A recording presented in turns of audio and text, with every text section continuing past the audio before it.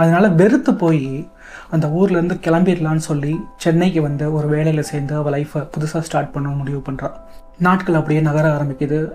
அந்த பொண்ணு கொஞ்சம் கொஞ்சமாக அந்த விஷயத்தெல்லாம் மறந்து புதுசாக லைஃப்பை ஸ்டார்ட் பண்ணலான்னு சென்னையில் நிம்மதியான வாழ்க்கையை தொடங்குறா.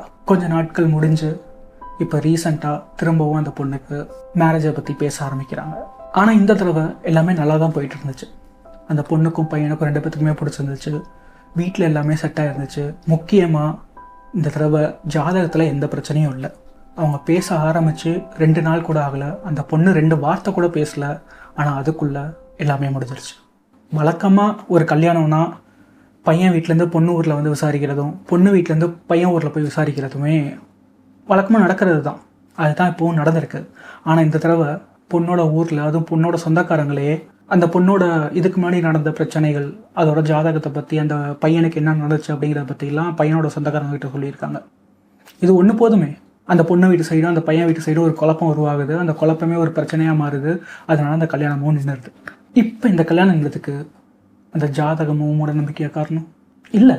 அந்த பொண்ணோட சொந்தக்காரங்களும் அந்த ஊர் மக்களோட வாயும் தானே காரணம். ஆனால் அந்த பொண்ணு ஸ்ட்ராங்காக தான் இருக்கா.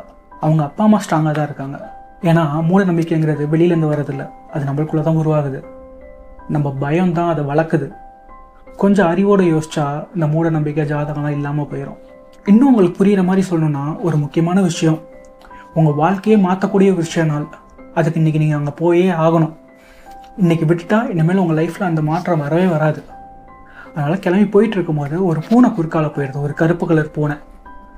அதனால் அந்த இடத்துக்கு போகாமல் விட்டுருவீங்க. இது எவ்வளோ பெரிய முட்டாள்தனம். ஒரு கருப்பு பூனை உங்கள் வாழ்க்கையை முடிவு பண்ணுது. இது உங்களால் ஏற்றுக்க முடியுதா? நான் சொல்கிறது எத்தனை பேருக்கு புரியும் தெரியல. ஆனால் புரிஞ்சவங்க உங்களால் முடிஞ்ச அளவுக்கு மற்றவங்களுக்கும் புரிய வைங்க. வரட்டா?